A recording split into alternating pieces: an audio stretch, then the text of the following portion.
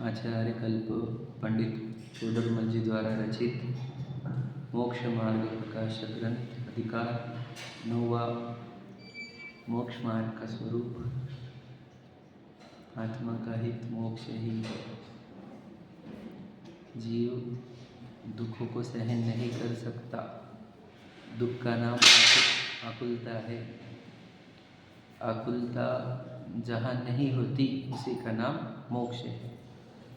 कहाँ आकुलता नहीं होती? जब हम हमारे भावों में विभाव नहीं उत्पन्न करेंगे तब आकुलता नहीं होगी। आकुलता विभावों से है और स्वभाव उत्पन्न होने पर आकुलता दूर होती है। यही मोक्ष है। मतलब स्वभाव की पूर्णता, विभावों का पूर्ण अभाव, यही मोक्ष है। समझ रहे? और कुछ नहीं है। विभाव में आकुलता है और आकुलता से मुक्ति चाहिए, विभावों से मुक्ति चाहिए, यह मोक्ष है। ठीक है? समझे कि क्या कहा? फिर समझना। देखो, हम चेतन वस्तु है। अब वस्तु जो है, वस्तु के अंदर दो प्रकार के भाव उत्पन्न होते जीव और पुद्गल में, एक स्वभाव और एक विभाव। तो जीव के अंदर जब विभाव उत्पन्न होते हैं तो उसके अंदर आकुलता उत्पन्न होती है और ये आकुलता दूर करने के लिए बहुत प्रयत्नरत है अनंत काल से। इसको आकुलता सही नहीं जाती। आकुलता दूर करने के लिए निरंतर प्रयत्नशील है और आकुलता दूर करने के लिए बाहर बहुत सारे उपाय करता है। समझ रहे? और वे उपाय झूठे इसलिए सिद्ध होते हैं क्योंकि आकुलता अंदर है और उपाय बाहर कर रहा है। तो आकुलता दूर करने का उपाय ये है कि विभाव ना हो। विभाव के 3 प्रकार जिन शासन ने कहे हैं कि एक तो अपने आप को भूलकर जो पुद्गल शरीर साथ में उपस्थित है उसको मैं मानने वाला मोह भाव, यह विकार, यह विभाव का पहला प्रकार है और जो सबसे प्रबल है। और जब ये भाव उत्पन्न होता है स्वयं की सत्ता भूलकर, स्वयं का पदार्थ भूलकर पुद्गलों की सत्ता को मैं मानने वाला मोह भाव जब उत्पन्न होता है तब यह भाव के कारण अनंत राग और द्वेष रूप परिणाम उत्पन्न होते हैं। जहाँ हमने स्वयं को भूलकर देह को मैं माना, वहाँ अनंत राग और अनंत द्वेष, यह यानी क्या है? ये अनंत राग और द्वेष विभाव, इतने विभाव उत्पन्न होंगे। और जितने जितने राग और द्वेष भाव उत्पन्न होंगे उतनी उतनी आकुलता और उतना वो है जीव दुखी। समझे? एकदम सरल और स्पष्ट है, कठिन तो बिल्कुल भी नहीं है। समझे कि नहीं? शुरुआत में मैं आपको ये सरलता से ही बताना चाहता हूँ, फिर तो हम टेक्निकल में घुसेंगे, है ना? तो यार सरल तो करो। देखो, मेरे अंदर मैं अगर दिन भर करता क्या हो तो अपनी आकुलताओं को मेटने का पुरुषार्थ करता। जो अंदर आकुलता हुई है उसको दूर करो, अंदर जो आकुलता हुई है उसको दूर करो, यही प्रयत्न चलते रहते हैं और कोई दूसरा प्रयत्न नहीं। समझ रहे? तो आकुलता होती काहे से है कि हम अपने वस्तु का जो स्वभाव है उसको छोड़कर विरुद्ध काम करते हैं। हमारा स्वभाव तो प्रतिभासन है। मतलब क्या? हमें तो बस ज्ञाता दृष्टा रहना था, पर हम ज्ञाता दृष्टा से च्युत हो जाते हैं। मतलब हम अपने वस्तु को पहचानते नहीं हैं तो अपना स्वभाव भी जानते नहीं है। तो जब मैं मेरे खुद को पहचानता ही नहीं हूँ कि मैं चेतन वस्तु हूँ, आत्मा हूँ और मुझे यहाँ पे सिर्फ झलकाना है, मैं सिर्फ झलकाते रहता हूँ, मैं ये जब भूल जाता हूँ तो मैं बन जाता हूँ विशाल। यानी मैं क्या हो गया?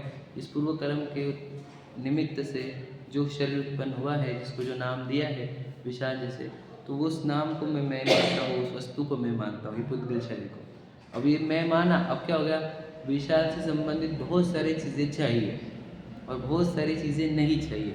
तो जो विशाल जो चाहिए वाली चीज़ों के लिए निरंतर आकुलताएँ उत्पन्न होती रहती है। जो नहीं चाहिए उसके संबंधित भी अनंत आकुलताएँ उत्पन्न होती है।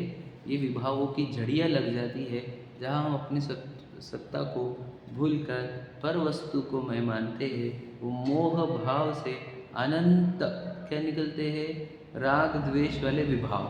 तो एक मोह भाव वाला विभाव से अनंत राग द्वेष वाले विभाव, और एक बारीक सा राग भी रहा यदि तो वह आत्मा के अंदर दुख उत्पन्न करने में कोई कमी छोड़ता नहीं। याद रखना, सूक्ष्म से सूक्ष्म राग भी रहा, विभाव का ही अंग है ना, तो वो भी आकुलता उत्पन्न करता है और आत्मा में सुख उत्पन्न नहीं होने देता। ये गारंटी है विभावों की। विभाव अगर सुख उत्पन्न होने दे तो विभावों को दूर करने की जरूरत ही नहीं है। तीर्थंकर आदि जो महान जीव हो चुके, अनंत जीव जो मुक्त हुए, उन्होंने परद्रव्य में कुछ करना चाहा ही नहीं। उन्होंने चाहा अपने अंदर से विभाव दूर हो। कैसे किए जा सकते? तो मोह को तोड़ा पहले। देह में नहीं हूँ, यह में मोह तोड़ा। फिर देह से संबंधित जितने राग थे वे भी घटते घटते गए और वो आकुलता घटती गई और पूर्ण सुखी होते गए। समझे क्या नहीं समझे? प्रक्रिया समझ में आ रही है? बहुत गजब की प्रक्रिया। तो यदि मैं देह को मैं मानूंगा तो आपके विभाव कम भी नहीं होंगे, डे बाय डे बढ़ते जाएंगे। याद रखना, बढ़ते जा रहे हैं कि नहीं? पुराने लोगों में और हमारे में अगर देखेंगे तो सुखी वो लोग दिखते हैं। क्यों बता? उनके तो सुविधा कम थी, पैसे कम थे, है क्या नहीं? ये सब फैसिलिटीज़, मशीनरी सब कम थी, मॉडर्नाइज ज़माना, घूमना फिरना तुम्हारे से तो बहुत कम था। वो तो एक दो गांव क्रॉस कर ले तो भी खुश हो जाते थे। क्या था उनके पास कि वो सुखी थे और हम दुखी है? तो इसका अर्थ इसको त्री उनके पास विभाव कम थे, हमारे पास विभाव की बहुत भरमार है। समझे कि नहीं? और सोचो, विभाव को घटाना ये हमारा उद्देश्य है कि नहीं? तो विभावों से मुक्ति का नाम मोक्ष है। समझ में आ गया? तो विभाव से मुक्ति के लिए पहले क्या चाहिए आपको? मोह का नाश करो। समझ में आया? क्योंकि राग द्वेष एक्चुअल में तो पीड़ा होती है राग द्वेष से, लेकिन राग द्वेष उत्पन्न कौन करता है? मोह। समझे कि नहीं? इसलिए पहली लड़ाई मोह के अगेंस्ट होती है और उस मोह से जीतने का नाम ही सम्यक दर्शन।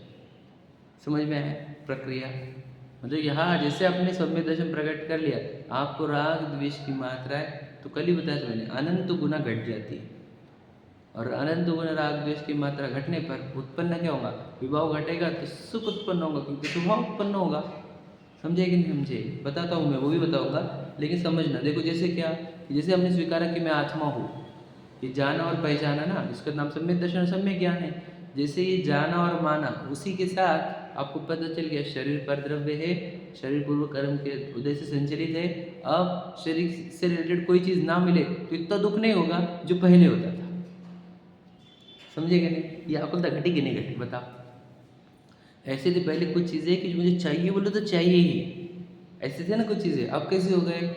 मिला तो ठीक, उदय में होगा तो मिलेगा, नहीं होगा तो नहीं मिलेगा। तो कितनी आकुलता घटी बताओ?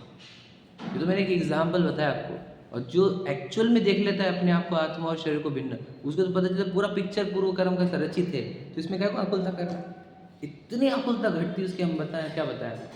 और फिर क्या बोलता है? जो होने वाले पूर्व कर्म के अनुसार अपने को सिर्फ देखना है, अभिप्राय में ये बैठ जाता है, सिर्फ देखना है। तो देखते देखते कभी सीन में कोई सीन में इन्वॉल्व हो जाता है, वो सीन में इन्वॉल्व होने से उसको और तकलीफ होती है, फिर उस सीन से एग्जिट मारता है। समझे क्या बोला मैंने? वो जो सीन में इन्वॉल्व होना उसका नाम चारित्र मोनी है, और फिर वो एग्जिट कर, पुरुषार्थ करके वापस सीन से बाहर आकर ज्ञाता दृष्टा वापस बन जाता है। समझे कि समझे? पिक्चर में इन्वॉल्व होकर दुखी हो जाता है, फिर पिक्चर से बाहर आ जाता है, मतलब प्रेक्षक बन जाता है। तो प्रेक्षक बनना है मुझे, प्रेक्षक बनना मेरा स्वभाव है।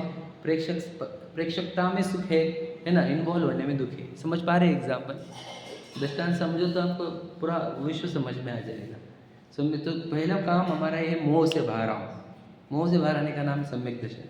सम्यक दर्शन का अर्थ क्या? मैं चेतन वस्तु हूँ, मुझे मेरी अनुभूति, मतलब मुझे विश्वास हो जाए कि मैं चेतना रूप हूँ। एक्चुअल में हमको निर्जीव ही तो है, बता चुके हम। ये शरीर दिख रहे, पूर्व कर्म में रचे हुए दिख रहे हमारे सामने, आप हो थोड़ी हो। कोई स्त्री कोई पुरुष का शरीर है, ये तो शरीर पूर्व कर्म में रचे हुए है। आप तो सब चेतन स्वरूप आत्मा हो, आप भी जान रहे हैं खुद को, मैं भी आपको नहीं जानता, मैं भी आपको इस शरीर से देखता, आप भी अपने आप को शरीर से देखते है, तो सब जीव, ठीक है। तो चेतना स्वरूपी वस्तु है हम, समझ रहे? हमारे को इस बात का विश्वास होना, मैं ये शरीर नहीं, मैं इसके भीतर चेतना स्वरूपी सत्ता हूँ, इसका विश्वास, उसका नाम सम्यक दर्शन है। निश्चय सम्यक दर्शन।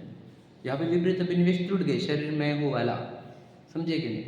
तो इस निश्चय सम्यक दर्शन का कारण बने थे देवशास्त्र गुरु की श्रद्धा, सात तत्वों की श्रद्धा आदि। तो वो निश्चय देवशास्त्र गुरु की श्रद्धा और सात तत्वों की श्रद्धा को व्यवहार सम्यक दर्शन कहा। समझे ना? क्योंकि वो परंपरा कारण बनता है, मुख्य रूप से कारण बनता है।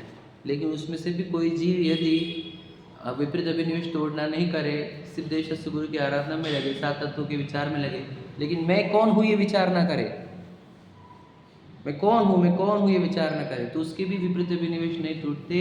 इसलिए देश शास्त्र गुरु की श्रद्धा वाला, सात तत्वों की श्रद्धा वाला जीव भी अपने चैतन्य वस्तु तक ना पहुँचे ये संभावना होते हुए, इसलिए उसको व्यवहार सम्यक दर्शन के क्राइटेरिया में रखा। फिर निश्चय सम्यक दर्शन के क्राइटेरिया में किसको रखा? स्वपर के भेद विज्ञान को और आप आत्मा के श्रद्धान को। पैराग्राफ अपन ने पढ़े थे, पढ़ना स्टार्ट करते हैं। पुराना 3 से 31 पर नीचे से दूसरा पैराग्राफ। तथा अपापर के श्रद्धान में व आत्म श्रद्धान में विपरीत अभिनिवेश रहित बने की मुख्यता है। समझ रहे कि जब जीव आपापर का श्रद्धान कर लेता कि हाँ ये चीज़ें छूटती हैं मुझसे, ये चीज़ें मेरी नहीं, चाहे घर हो, परिवार हो, माता पिता हो, भाई बहन हो, प्रॉपर्टी हो, ये छूटते हैं मुझसे तो ये मेरे नहीं, और शरीर भी छूटता है।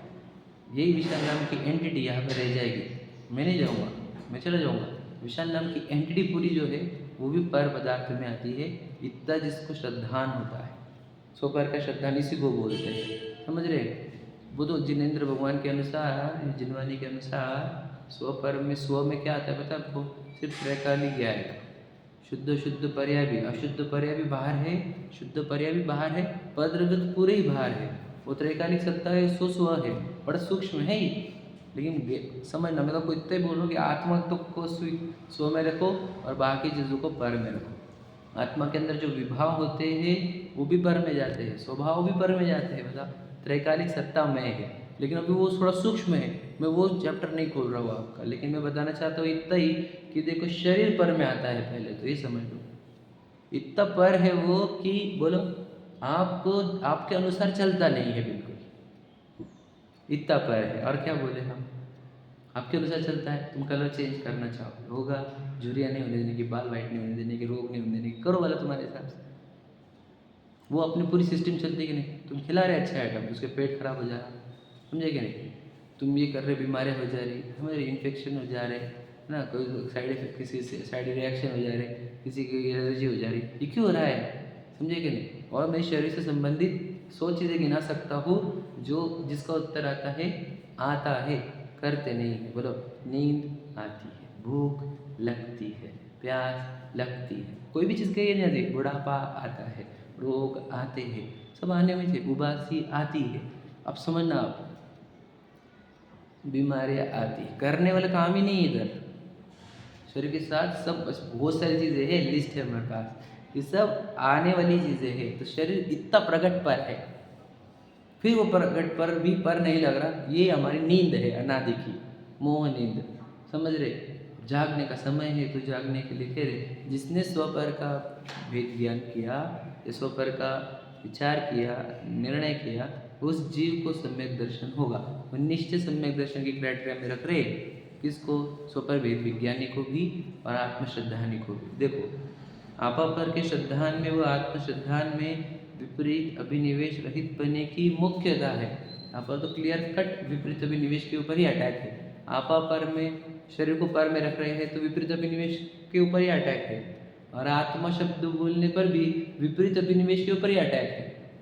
समझे क्या नहीं? तो जहाँ जहाँ आत्मा की चर्चा चले वहाँ पे समझ लेना विपरीत अभिनिवेश के ऊपर अटैक है, और जहाँ आत्मा की चर्चा ना चले वहाँ विपरीत अभिनिवेश का स्वागत किया जा रहा है। समझ लेना बात को कहाँ जाए कहाँ नहीं जाए। तो जहाँ क्योंकि सोचो, जहाँ आत्मा की चर्चा ही नहीं चले वहाँ पे तो विपरीत अभिनिवेश लेकर ही तुम घर में ये रखो, तुम ये खाओ, तुम ये नहीं खाओ, तुम ऐसा करो, तुम ये पूजा करो, तुम ये विधान करो। विपरीत अभिनिवेश से कोई संबंध नहीं। विभावों का अभाव करना, मोह का अभाव करना, चर्चा ही नहीं है। वो दूर दूर तक चर्चा नहीं है मोह का अभाव करो। धन का ऐसा आएगा, ये पूजा करने से आएगा, ये मंत्र बोलने से ये बीमारी दूर होगी, ये भक्ता मर गए, कुछ भी चलता है पागल जैसा। मोह दूर करने के लिए कहाँ टीचिंग हो रही है, ये पूछता हूँ मैं, कहाँ हो रही है? देह को पराया मानने की विद्या कहाँ सिखाई जा रही है? समझे कि नहीं? तो मोह जो है विपरीत अभिनिवेश है। जहाँ विपरीत अभिनिवेश तोड़ा जाए वह है सच्चा धर्म। वहाँ पर मोह टूटने पर अनंत क्वांटिटी में विभाव यानी राग द्वेष मिटते हैं, और राग द्वेष मिटने पर आनंद की प्राप्ति होती, शांति की प्राप्ति होती। ये सच्ची विधि है। हमारे तीर्थंकरों ने, हमारा मुनिराजों ने जब भी उपदेश दिया वो मोह तोड़ने के लिए दिया गया। सांसारिक कोई भी कार्य की वृद्धि के लिए उपदेश दिए नहीं गए हमारे पास, सही है कि नहीं। मोह तोड़ने के लिए ही आए हैं हम, समझे कि नहीं। मैं कुछ 12 भवनों की लाइन कितने बार बोलता हूँ, मोह नींद से उठ रही चेतन तुझे जगावन को, बस ये लाइन है वो। तो मैं मोह की निद्रा, ये शरीर में हूँ, ये मोह की निद्रा है, समझे कि नहीं। मोह महामत पियो नादि भूल आपको भर मत वादी। मोह नाम की शराब है, मोह नाम की निद्रा है, समझ रहे। मोह नदी है, ये बहुत बार बोल चुके। तो जो जो जीव स्वपर भेद विज्ञान को और आत्मश्रद्धान को मुख्य करे, ऐसे जीव विपरीत विनिवेश के ऊपर अटैक करते हैं। इसमें कारण निमित्त नहीं, पहले दो में कारण निमित्त है। हाँ समझ लीजिए, वैसे आ सकता है, बस जो आप बोल रहे हैं ना वो बराबर है।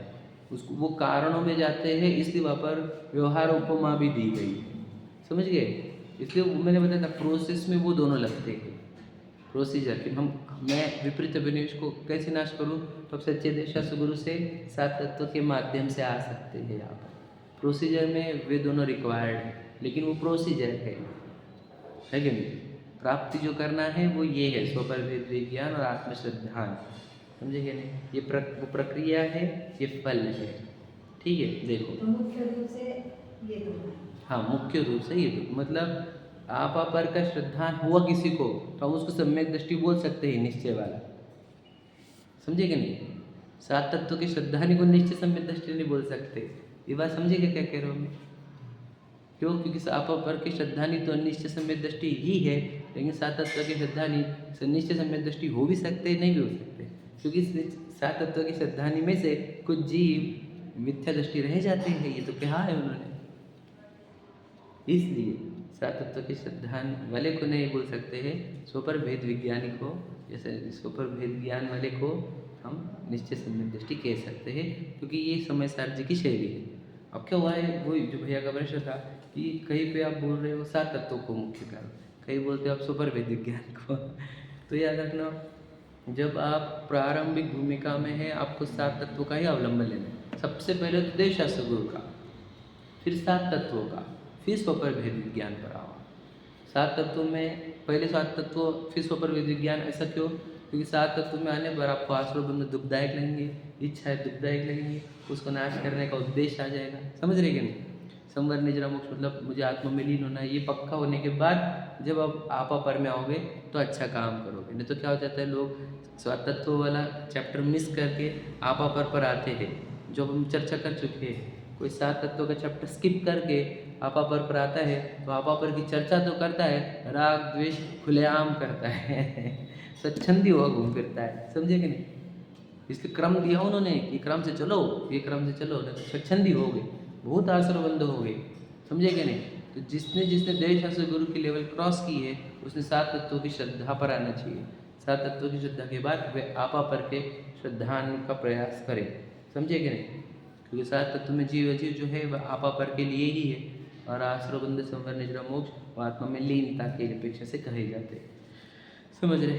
तो देखो, तो ये यहाँ पर जो बात आ रही है, ये निश्चय वाले की बात कर रहे। देखो, जो आपा पर का भेद विज्ञान करे, वह अपने आत्मा का अनुभव करे, उसके मुख्य रूप से विपरीत अभिनिवेश नहीं होता। देखो वहाँ पर भी वर्ड है मुख्य पने से। समझ रहे। पर अधिकांश तो यही होता है, जिसने स्वपर का भेद विज्ञान किया। भेद विज्ञान का अर्थ क्या है, वही अपना क्या है और अपना क्या नहीं है, इतना ही होता है। देखो मैंने बताया आपको, हम जैसे जिनवानी जो है हमारी बहुत गजब की है। पहले वो हमारे को पुण्य और पाप का विवेक सिखाती है, बराबर है कि नहीं। या अधर्म और धर्म का, कि जो मंदिर में नहीं आते वो अधर्म वाले हैं, मंदिर में आने वाले धर्म वाले। मंदिर में आने पर उस जीव को पाप पुण्य का विवेक सिखाती है, ये पाप है, ये पुण्य है, समझ रहे। फिर भक्ष और अभक्ष का विवेक सिखाते हैं कि देखो ये खा रहा है तो ये अभक्ष है, अभक्ष की कितनी चर्चा है, जरूरी है वो विवेक जागृत करने के लिए कि तो ये जो भक्ष बोल रहे हैं वो शरीर के लिए एकदम योग्य है, जिससे तो साधना अच्छी कर सकता है अपने चैतन्य सत्ता की। क्योंकि जो अभक्ष बोल रहे हैं वो शरीर के लिए हानिकारक है, शरीर क्षति वाला होगा, बीमार वाला होगा, तो कुछ साधना नहीं होगी। तो भक्ष अभक्ष का विवेक क्रिएट किया है, है ना। तो ये विवेक जागृति के काम है, जिससे हम सोए हुए ज्ञान को जागृत करते तो जिसने जिसने सच्चे में धर्म अधर्म का विवेक लगाया है, पुण्य पाप का विवेक लगाया है, भक्ष अभक्ष का विवेक लगाया है, ऐसी ही लगाने वाला कौन है? ज्ञान ही है, प्रज्ञा है हमारी। ये प्रज्ञा जागृत होते होते स्वपर का विवेक लगाना चालू करती है। जिस भार की प्रज्ञा छेनी से, समझ रहे, छेनी हथौड़ा यूज करता है और समझ रहे, जिन परम पैनी सुबुद्धि छेनी डारे अंतर भेदिया वर्णादि और राग आदि थे निज भाव को न्यारा किया। समझ रहे, कौन सी ढाल है? कौन सी ढाल है? उठो चेतन, खेलते मत बैठो, समझे कि नहीं? तो जो वर्णादि और राग आदि से अपने चेतन सत्ता को भिन्न करा, काय से? उपयोग से, ज्ञान से, प्रज्ञा छेदनी से। समझ रहे? तो बस जिसने विवेक उठाते उठाते स्वपर विवेक तक जो पहुंचा, मैं सोचो एग्जाम्पल, जो खाते हुए आलू की सब्जी और केले की सब्जी में डिफ्रेंशिएट नहीं कर पा रहा है, तो उसका विवेक सोया हुआ, बोलेंगे कि नहीं? हम बोलेंगे नहीं। तो समझ रहे नहीं? अब आलू की सब्जी जिसमें घर में आलू नहीं खाता, नहीं खाना, उसमें केले की सब्जी ली, पागल है कि थोड़ा सा समझ रहे? एग्जाम्पल समझा रहा हूँ, बोलेंगे पागल है थोड़ा सा, विवेक नहीं इसको कुछ भी। हाँ समझ, रोटी का कपड़ा है सेकने वाला, तुमने नीचे ओटे पे रख दिए, तो क्या बोलेंगे लेडी को? इसको विवेक नहीं बिल्कुल। समझ रहे नहीं? छन्ना देख खराब वाला, तो क्या समझते हैं हम इस पे से? The way you cook, the way you behave in the kitchen, हम समझ जाते हैं यहाँ पे कितना शुद्धता से बना हुआ भोजन हमारा। समझ रहे? तो फिर विवेक जहाँ नहीं हो, तो वैसे ही जो वहाँ पे गड़बड़ कर रहा है, वैसे ही जो शरीर के कोई भी पार्ट हो, मेरा, मैं कितना सुंदर, मैं कितना गोरा, मेरे हाथ, मेरे पैर, समझे, और आत्मा के अंदर मैं चेतना स्वरूप ही हूँ, ये कुछ नहीं कर रहा, वो वैसे ही है। आलू की सब्जी, केले की सब्जी कोई गिनने वाला है, वहाँ जहाँ पे वो विवेक नहीं है, यहाँ पर भी विवेक नहीं है। वहाँ पर विवेक जो जागृत किया था, सच में हमारे को आलू की सब्जी और केले की सब्जी का इतना रोल था ही नहीं, विवेक से रोल था हमारा समझेगा? ये भी बात ध्यान सुनना। तो कुछ भी हाँ, हिंसा हिंसा भी बिल्कुल सही बात है, वो रह गया मुझसे बोलते हुए। हिंसा हिंसा का विवेक भी आता है, वो पुण्य पाप में मैंने कवर किया था वैसे, पर फिर भी सही बात है। अहिंसा हिंसा का विवेक भी करते हैं हम, भक्ष अभक्ष में भी हिंसा हिंसा आती है ना, बराबर है। तो विवेक से इम्पोर्टेंट था हमारे को राधा धन सब्जियों से या उससे, कि विवेक तो जागरूक करे, सोचे तो सही, तो विचार तो कर सके। तो वो विचार की जो शक्ति तेरी प्रबल की थी हमने सब विवेक के माध्यम से, उस विचार की शक्ति को और प्रबल करके स्वपर विवेक कर ले, क्योंकि स्वपर विवेक होने पर पूरी दुनिया सही हो जाती है, पूरा विश्व डिकोड हो जाता है। तो जैसे वहाँ पर हम अभक्ष सब्जी और भक्ष्य सब्जी नहीं मिलाते, वैसे ही यहाँ पर चेतन और जीव को और पुद्गल को मिलाने का नहीं। जो जड़ता है, जो दिखता है, जिसके अंदर स्पर्श गंध वर्ण है, वो मैं नहीं, वो पुद्गल का कार्य है। समझे कि नहीं? कि बोलना चलना खाना पीना उठना बैठना ये सब पुद्गल, और इसमें जो चेतना है सो मैं, ऐसा जो मिक्सिंग नहीं करता भक्ष भक्ष का, समझे कि नहीं? वो जीव स्वपर भेद विज्ञानी है, वो जीव ज्ञानी है। समझ रहे क्या नहीं? जहाँ पे जितनी चेतना है सो मैं हूँ, और जितनी जड़ता है सो पुद्गल है। ऐसा हमें जिसको दिखता है प्रति समय वेद ज्ञान चलता है जिसको, समझे कि नहीं? तो वो जीव निश्चय सम्यक दृष्टि है, ऐसा क्या समझा? क्या भेद विज्ञान चल हमारा चल रहा है क्या? भेद विज्ञान हमारे को आदत कैसी है बताओ? वो हाथी जैसा जिसको घास में गुड़ के लड्डू डाल दिए, तो जिसने घास को ही मीठा मान लिया, बताओ? वैसे ही शरीर के घास में चेतना का लड्डू है, शरीर को ही चेतन मानने लगे समझे कि नहीं समझे भैया? समझे क्या?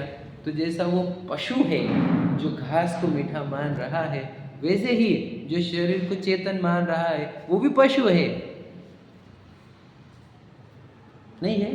सच है, ये झूठ नहीं है, पशु ही है। बुद्धि बाल बुद्धि उसकी मिथ्या दृष्टि कहते उस जीव को, क्योंकि जैसे शरीर वो घास किंचित भी मीठी नहीं थी, शरीर भी किंचित भी बोलो चेतन नहीं है, जड़ता से भरा हुआ है। मैं उपयोग का जब सिखाया था तो बताया था, जिधर उपयोग जाता है वो पार्ट एक्टिव होता है, बाकी तो जब जड़ सब पड़ेगा रहता है।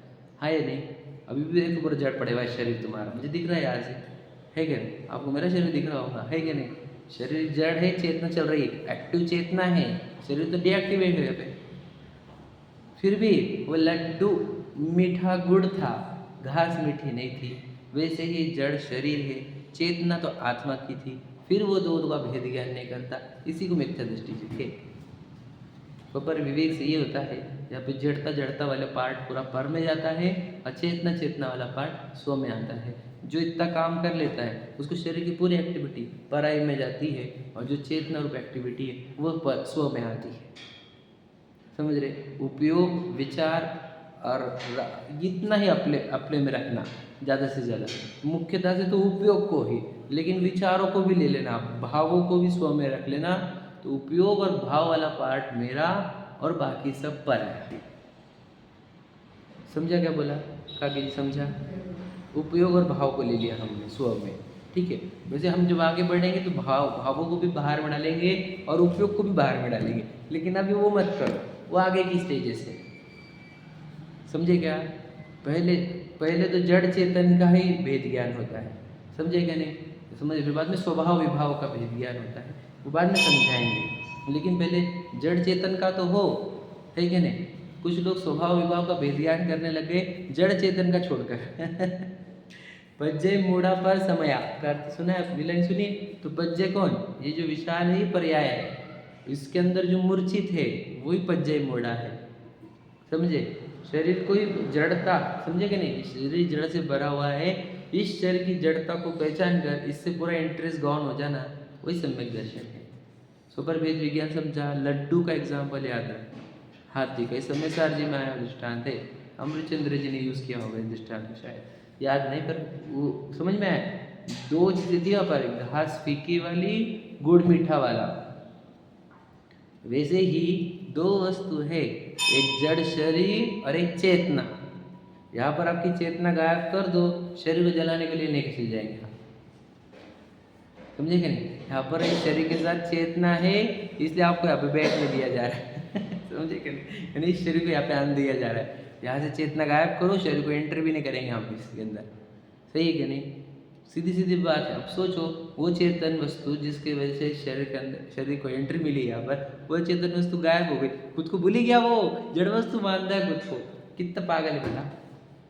अब इसका पागलपन दूर कौन करे? जिनवानी के सामने बैठ कर भी वो छोड़ता नहीं अपनी पकड़ को, समझे कि नहीं?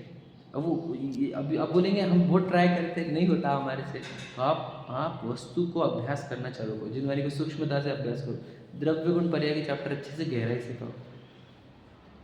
जितना सही से समझोगे, देखो स्पष्ट देखो, जिधर हूँ मैं वो आकाश है, जो परिणम रहा है वो काल है।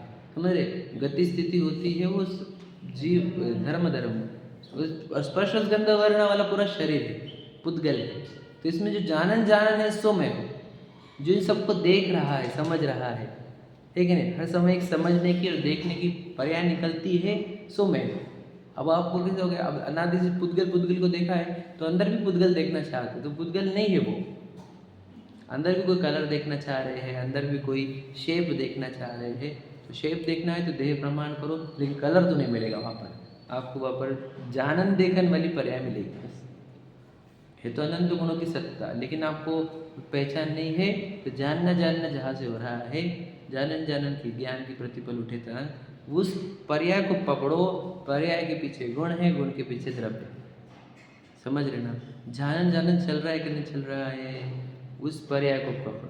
तो पर्याय तो बिना गुण की आती नहीं, गुण द्रव्य के बिना नहीं होता। तो जानन की पर्याय चेतन सत्ता को ही दर्शा रही है, इतना ही काम करना है। पर्याय बनेगी कारण वस्तु को पहचानने के लिए। समझा है कि नहीं? बता, चेतन वस्तु है कि नहीं? हम जानन चल रहा कि नहीं चल रहा? फिर क्यों कठिन पड़ रहा हमारे को? और सोचो, रियलिटी पे हम ला रहे हैं, दुनिया तो सुला रही है। और दुनिया की बात पे बढ़िया आनंद से है, और देखो चेतना की बात सुनने के लिए कितने कम जी है। दुनिया तो ऐसी है, पंचम काल किसको बोलते हैं? तीर्थंकरों के सामने भी यही दशा है, कितने कम लोग आते हैं। क्योंकि मूल बात, सच्ची बात सबकी पचने के लिए होता है, वो भी तो चाहिए पात्रता, है कि नहीं? अच्छी बात है समझने के लिए, बहुत कम चीज़ समझेंगे। ओ भैया, क्या किधर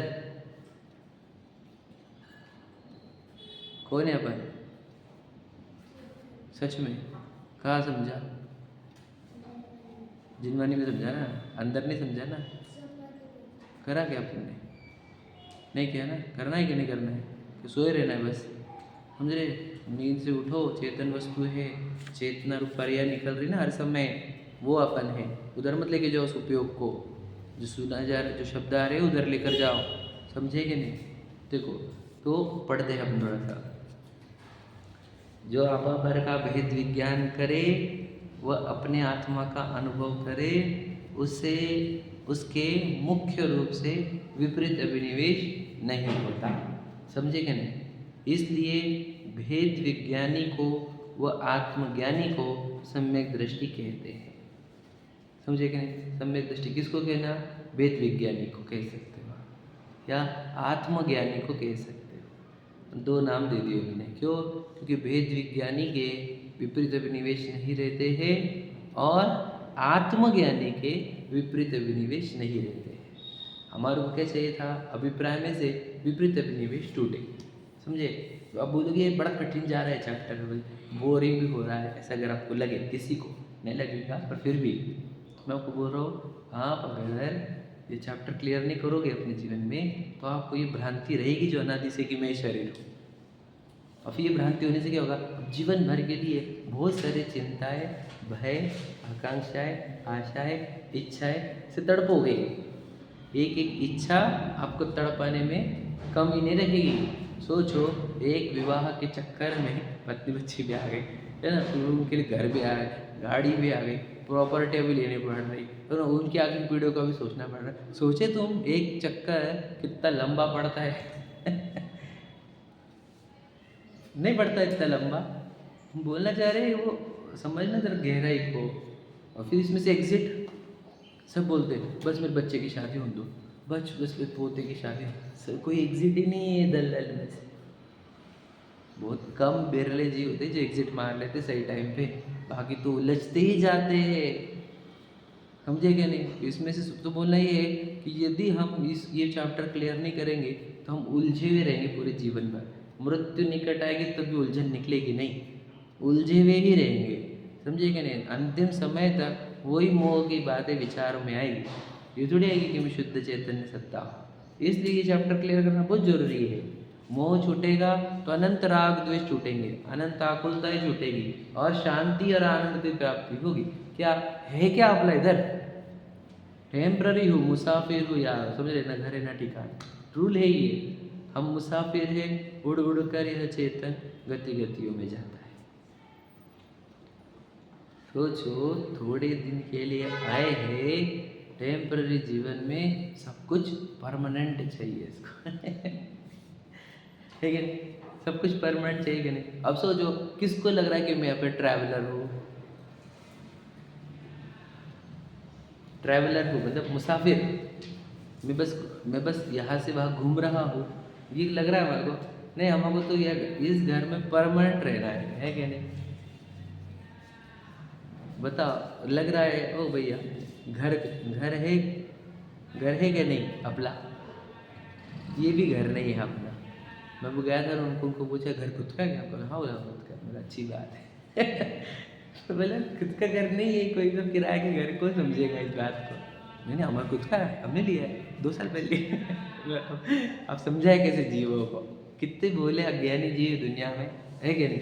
कि अब मेरा घर कैसे घर है तुम्हारा? एक घर, इसको घर को परमानेंट करो, इस शरीर वाले घर को तो परमानेंट करो तुम। हमने बोला उस घर और वो घर, समझ रहे? कोई बोलते उस, अरे रजिस्ट्री पे हमारा नाम है, समझे क्या नहीं? मैं बोलता नाम की रजिस्ट्री हुई भी क्या पर, समझे क्या समझे क्या नहीं? रजिस्ट्री पे आपका नाम है विशाल पाटनी एग्जाम्पल, तो वे विशाल पाटनी नाम पर रजिस्ट्री हुई भी क्या अपनी? समझे क्या बोला मैंने? इस शरीर पर रजिस्ट्री हुई भी है क्या? कितनी भ्रांति में जी रहा है जी, बताओ। बोलना क्या है, समझे इस बात से? हम अगर ये चैप्टर क्लियर नहीं करेंगे तो बस उलझते ही जाएंगे, ये दुनिया जैसी उलझी हुई है वैसे, बस उलझते रहो, समझे कि नहीं? डे बाय डे भ्रांतियाँ बढ़ती जाती है। कौन सी? ये चीज़ भी मेरी है, ये चीज़ भी मेरी है, ये चीज़ भी मेरी है, ऐसी भ्रांतियाँ बढ़ती जाती है। और भ्रांतियाँ तोड़ने का तो उपाय है कि कुछ भी अपना नहीं है, परमाणु मात्र नहीं है, मैं एक दर्शन ज्ञान मेरी तो शुद्ध हो रूपी नहीं, ये अन्य सब पर द्रव्य किंचित मात्र भी मेरे नहीं, एक परमाणु मात्र भी अपना नहीं है, जहाँ देह अपनी नहीं। समझ रहे?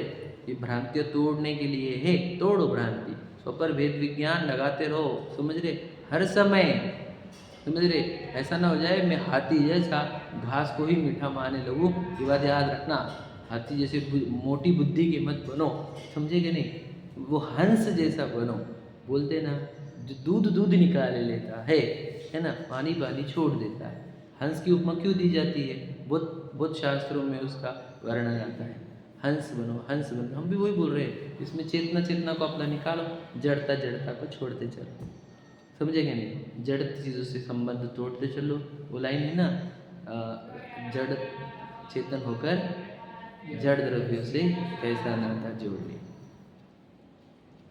जड़ द्रव्य से जड़ जड़ जड़ मतलब घर जड़, परिवार जड़, सब जड़ चीज़ें पसंद आती है इसको चेतन को। बता, इसलिए इसकी बुद्धि भी जड़ जैसी हो गई, समझ नहीं पा रही बिल्कुल भी। इतना सा कि भैया अपन इस शरीर में थोड़े दिन के लिए आए हैं, इतना सा बेसिक, इतनी बेसिक चीज़ नहीं समझ में आ रही।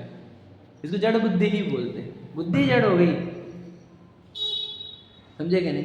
बताओ, इस चेतन वस्तु को तू चेतन है ये जगाने के लिए कितना मेहनत लग रही। बताओ, सालों बीत जाते, बिल्कुल हिलता नहीं वो अपनी मान्यताओं से। जो अनादि की मान्यता है वही मान्यता है। सोचो कोई नहीं है आप ना, ये जो दिख रहे हैं ना, ये शरीर आप हो ही नहीं, मानने को कोई तैयार नहीं। हम माहौल ही वैसा है। अब यहाँ से बाहर जाओ तो क्या हो गया ना, वापस भूल जाओगे सब चीज़ें। सोचो कितना सुन रहे हैं हम, इतना ये वाला, दिन भर क्या सुन रहे हैं उल्टा। कहाँ असर करने का है ये? असर ही नहीं करता फिर वो हम यहाँ पर जैसे सुनते। सोचो, हम वो बोले थे मुझे एक अंकल कि बोले सुनते हैं लोग और बाद में झटक के चले जाते सब। हम भी झटक के चले जाते सब। समझे क्या नहीं? नहाते हैं जिनमानी में, अब यहाँ पे झटक के चले जाते, कुछ नहीं, सूखे के सूखे वापस। अंकल वापस से यही शुरुआत करनी है कि मैं चेतन हूँ, मैं जड़ नहीं हूँ। ऐसा नहीं चलेगा। ये जीवन मरण की बात है, हमारे अनंत काल की।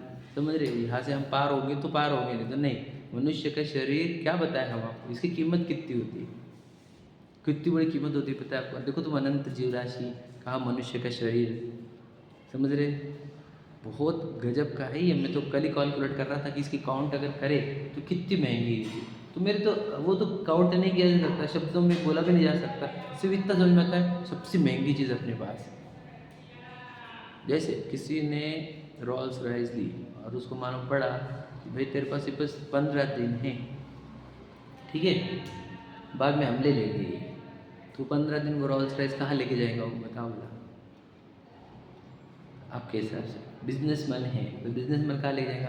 उसके जितने डीलर्स है या फिर जिसके कस्टमर्स है उनके पास जाके, ताकि बिजनेस बढ़े। बराबर है। उसको हम बोले चल गार्डन में लेके चलो, कहाँ कौन देखेंगे गार्डन में? मंदिर में लेके गए तो ठीक है, मंदिर में शो शाव करने के लिए जा सकता है, लेकिन ऐसे कोई फालतू जगह पे लेके जाएगा क्या? नहीं। 15 दिन के लिए मिली हुई है गाड़ी, तो सही जगह पे ही लेके जाऊंगा, है क्या नहीं? समझे क्या बोल रहा हूँ मैं? तो ये जो ये गाड़ी मिली है ये भी समझ रहे, ये तो रोल्स रॉयस से भी महंगी है। थोड़े दिन के लिए मिली हुई है, कहाँ लेके जाना चाहिए इस गाड़ी को? विचार करो। कश्मीर पहलगाम पे लेके जाएगी तो क्या होगा गाड़ी का? ऐसी जगह जाने का क्यों भाई? समझो। हाँ, बोलना ये है कि इस गाड़ी को कहाँ लेके जाएंगे हम? वहाँ, क्योंकि थोड़े दिन की मिली हुई है, ये बात पक्की है क्या नहीं? जहाँ से ये जन्म मरण का अंत हो उसी जगह लेके जाओ इस गाड़ी को। ये मन को भी उधर ही लेकर जाओ। समझ रहे? और कहीं नहीं लगाने की जरूरत है, थोड़े दिन के लिए मिली हुई है गाड़ी, सबसे महंगी गाड़ी है। देव तरसते इस गाड़ी को, देव नारकी तिरियन सब तरसते हैं इस गाड़ी को। कौन सी गाड़ी को? मनुष्य की। उसमें हम जैनत्व भी लेके आए। हमारी गाड़ी जिनेंद्र भगवान के पास आ सकती है, इतनी गजब की गाड़ी लेकर आए। बाकी गाड़ियाँ तो बाहर ही पार्क होती है, ये गाड़ी अंदर आती है। समझ रहे? इस बात को समझो, बहुत गहरी बात है। मूल बात ये है, थोड़े दिन में छीन लेने वाली ये गाड़ी, छीनने वाली कैसे? और नहीं काम हुआ तो, अगर काम नहीं हुआ तो फिर बताओ, फिर क्या होगा?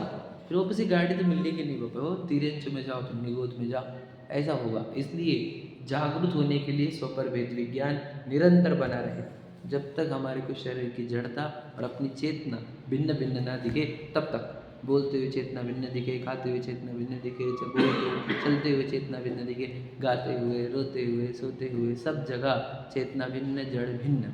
समझ रहे? दो सत्ता है, दो सत्ता दिखनी चाहिए, बस कभी भी एक ना दिखे, इतना पुरुषार्थ करते रहो। दो को दो देखो, दो को एक मत देखो। मिलाने की आदत अच्छी नहीं है, समझ रहे? मराठी में भेसड़ बोलते हैं, मिलावट बोलते हैं हिंदी में, तो वो मिक्स मत करो दो चीज़ों को, समझ रहे? है भिन्न भिन्न ही, समझ रहे? याद रखना, मैं आपको बताऊँ भिन्न भिन्न कैसे। जिनवाने ने क्या बोला? शरीर और आत्मा में बोलो क्या है? अत्यंत अभाव। समझ रहे? आत्मा के प्रदेश में इतना सा शरीर नहीं, और शरीर के परमाणु में इतनी सी आत्मा नहीं। मतलब वहाँ पर एक ही जगह रहते हुए भी दो डिफरेंट एंटिटी है पूरी तरह, बिल्कुल भी मतलब कोई जुड़ान नहीं है दोनों के बीच। और फिर हमारे को, क्योंकि हमारी सूक्ष्म बुद्धि नहीं हुई है, और है तो सूक्ष्म कार्य। सोचो, अब मानो ना मानो, दो वस्तुएं काम कर रही है नहीं, भूतगल अपना स्पर्श गंध वर्ण वाला और जीव चेतना वाला, सोचो इतने सूक्ष्म काम कर रहे हैं, हम पकड़ नहीं पा रहे हैं मोटी बुद्धि होने से। जड़ता और चेतना वाले दो कार्य देखते ही नहीं, मैं चला, मैं खाया, मैं पिया, मैं बैठा, समझ रहे? ये मोटी बुद्धि है ये, समझ रहे? दो काम हो रहे कि नहीं हो रहे? आपको इतना समझ, साइंस है ना, दो टाइप की वर्किंग हो रही है, एक ज्ञान की वर्किंग है और एक जड़ता की। अब बोला जा रहा है, तो ये जड़ता की भी एक एक्टिविटी हो रही है और चेतना की भी एक्टिविटी है, पर हमको दो दिखते नहीं। मैं इतना अच्छा बोलता हूँ, समझ रहे? तो ये ही हमारे अनादि की भूल है। तो दो वस्तुओं के कार्य को भिन्न भिन्न जानो सूक्ष्मता से, और वो जो दो कार्य है उसके धारक दो वस्तुएं है ये जानो।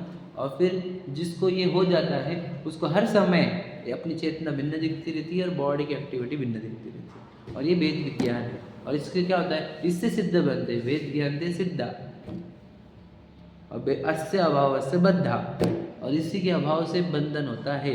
संवर जो होता है, संवर तत्व, वो भेद ज्ञान से होता है। मैंने बताया था वेद विज्ञान की गाथा, संवर अधिकार की पहली दो गाथा यही बोलती है, उपयोग है उपयोग में, उपयोग नहीं क्रोध आदि में, उपयोग नहीं नो कर्म में, कर्म में उपयोग नहीं है। सोचो, इस शरीर में उपयोग नहीं है, समझ रहे? इस शरीर में उपयोग नहीं है, क्रोध में भी उपयोग नहीं है ना? और शरीर में उपयोग नहीं है, ये बात समझ में आई? तो उपयोग में भी शरीर नहीं है, उपयोग में राग द्वेष क्रोध नहीं है। समझ में आई ये बात? बोली कुछ थोड़ा सूक्ष्म है। देखो, इस बॉडी में उपयोग है क्या? प्रश्न ये है क्या? अब बताओ, इसमें उपयोग है? कहाँ दिख रहा है उपयोग? कौन सा पार्ट जान रहा है इसमें से? पता है आपको? अब देखो, इधर में अगर उंगली रखूंगा तो उपयोग जाएगा उधर, नहीं तो वहाँ पे जड़ता ही भरी हुई है, बराबर। अब मैं बोल रहा हूँ, आपको समझाते मैं आपके एक्सप्रेशन देखने लग गया, तो ये जड़ बैठे हुआ है, वो कुछ समझ रहा नहीं उसको, समझ रहे? तो क्या कहना है? इस बॉडी में उपयोग नहीं है, बराबर है। कौन से पार्ट पर है उपयोग? बता। बालों में, नाखून, हाथ, दांत, पैर, कहाँ पर? कहीं पर भी उपयोग नहीं है, समझ रहे? और उपयोग में कौन सा बॉडी पार्ट है ये बताओ? बस यही तो भेद ज्ञान है, समझे कि नहीं? वैसे ही क्रोध में भी आता है कि क्रोध में उपयोग नहीं है और उपयोग में क्रोध नहीं है, सूक्ष्म है वो। लेकिन पहले देह और आत्मा का ही करें कि देह के कौन से भी अंग में उपयोग नहीं है और उपयोग जो है उसमें देह नहीं है, यही भेद ज्ञान करना है। और ये महान काम है, ये सभी जितने भी ज्ञानी जाने वो ये कर लेते और निश्चिंत हो जाते, जड़ के पूरे कार्य से निश्चिंत हो जाते। जड़ अपना काम कर रहा, मैं अपना काम कर रहा हूँ, मेरा काम सिर्फ जानना देखना है। जड़ अपना काम करता ही रहता है, पूर्व कर्म के अनुसार चलते रहता है वो काम, उसमें तो मुझे कुछ करना भी नहीं है। तो मुझे करना क्या है? उपयोग करना है। उपयोग भी करना नहीं ना, वो भी तो हो ही रहा है। सोचो कितने निश्चिंत है। पर द्रव्य का छोड़ो, उपयोग भी नहीं करना है, उपयोग भी हर समय निकल ही रहा है। वस्तुएं वैसी है, सब एटोमाइजेशन पे चलते रहता है, इसलिए तो हाथ पे हाथ धरे रख सकते हैं हम। भगवान जी क्या बता रहे हैं? कुछ नहीं करना, इसीलिए क्योंकि सब पदार्थ बराबर काम कर रहे हैं। मेरा ज्ञान भी, मेरा आत्मा भी बराबर काम कर रहा है, कोई बदलना नहीं हमारे को, समझे कि नहीं? इसमें ही वो शांति है, इसमें ही वो विभावों का अभाव है। ये कब होगा? स्वयं को चेतना स्वरूप स्वीकारने पर और समस्त पदार्थों के राग द्वेष छूटने पर अपने आप अपने अंदर विभावों का अभाव हुआ और ज्ञान आनंद उत्पन्न हुआ। समझ रहे? पूर्ण ज्ञान हुआ, पूर्ण आनंद हुआ। लॉजिक समझा? पूरी शुरुआत से अंत तक की विधि बताइए आपको, लेकिन आपको ये गहरे उतरनी पड़ेगी। देह में उपयोग नहीं है और उपयोग में देह नहीं है, ये बात पक्की करो आप। देह के कोई भी अंग में उपयोग है क्या? कौन से अंग में उपयोग है बताओ? कोई भी अंग में नहीं। नाखून देखो, नाखून बढ़ते हैं, निकालते हैं, तो नाखून जो निकाले उसमें चेतना है क्या? प्रश्न है क्या उसमें चेतना भैया? तो फेंक देते हम तो डस्टबिन वगैरह, है ना? तो ये नाखून में चेतना है क्या? जो निकाली है उसमें तो चेतना नहीं है, लेकिन जो नहीं निकाले उसमें तो चेतना है। प्रश्न समझे? समझ रहे? इसमें है क्या नहीं चेतना? सोचो, सिर्फ शरीर से अलग होने पर चेतना खत्म हो गई उसमें, क्या ऐसा है क्या वो? आप समझे थोड़ा सा, कुछ मैंने साइंस पूछ रहा हूँ आपको। तो यहाँ पर भी अभी भी चेतना नहीं है इस नाखून में। चेतना उसके साथ आत्मा के प्रदेश जुड़े हुए हैं, इसलिए ऐसा लगता है कि यहाँ पर चेतना है। ये भी जड़ है, क्योंकि देखो यही तो ऊपर आने वाला है, बराबर है ना? जो यहाँ पर है अभी वही तो इधर आएगा ना एक दिन, हाँ या नहीं? तो फिर वही जड़ आगे होने वाला है, तो अभी चेतन है क्या वो? एग्जाम्पल समझे? वैसे ही पूरी बॉडी आप समझना, पूरी चेतना से रहित बॉडी है, समझे? जैसे एक बॉडी पार्ट कट करना पड़ गया, इधर जख्म हो गई, कुछ इन्फेक्शन हो गया, कट कर, तो बॉडी पार्ट कैसे हो जाता है? वो जड़ हो जाता है। रूल है कि नहीं? है कि नहीं? तो फिर बस वो समझो आप, वो जड़ क्यों हो गया? क्यों जड़ हो गया? अरे चेतना जो है वो इधर है, बॉडी पूरी जड़ है, इतना ही समझना है, ज़्यादा कुछ समझना है? सकता है आत्म प्रदेश है, तो जानना किस में, वही पूछ रहे हैं। चेतना किस में हुई? बॉडी में हुई क्या? ये नाखून में है क्या चेतना? नाखून के प्रदेशों में चेतना का प्रदेश है, उसमें चेतना है, नाखून में नहीं है। समझा? सूक्ष्म है, समझा? समझेगा नहीं? नाखून जितना आकार है ना, उतने ही आकार में चेतना भी विस्तारित है हमारी, उस चेतना में जानना हुआ है, नाखून में नहीं हुआ। समझे क्या बोला मैंने? हाँ, तो फिर तो भी नहीं समझे क्या नहीं? वैसे देखो तुम नाखून को और केश को जड़ ही मानती दुनिया, है या नहीं? जड़ मानती कि नहीं मानती? दुनिया भी, जो मिथ्या दृष्टि जीव है वो भी नाखून को, और अभी भी कब उपयोग गया तो, नहीं तो उपयोग नहीं गया तो वहाँ पर भी कुछ जानने में नहीं आ रहा। याद रखना, मेरे को मेरे आत्म प्रदेशों में से उस प्रदेशों को एक्टिव करना पड़ता है आपको, है या नहीं? हमें बताया ना, बहुत बार बोल चुका हूँ मैं, लेफ्ट हैंड के नीचे देखो तो अब समझ में आएगा। तो उधर के उपयोग करके उधर के आत्म प्रदेश एक्टिव किए आपने, समझे क्या नहीं? तो सीधी सीधी बात है, हमारा उपयोग से खेल है, देह का कोई खेल नहीं है। वही इसी के डीप में जाओ, इसी के रिसर्च में जाओ और अपने आप को इस जड़ता से मुक्त करो और अपनी चेतना में रमो जमो, क्योंकि वही चेतना आपको मुक्ति दिलाएगी। ठीक है, चलो समय हो गया हमारा। सहजानंदी शुद्ध स्वरूप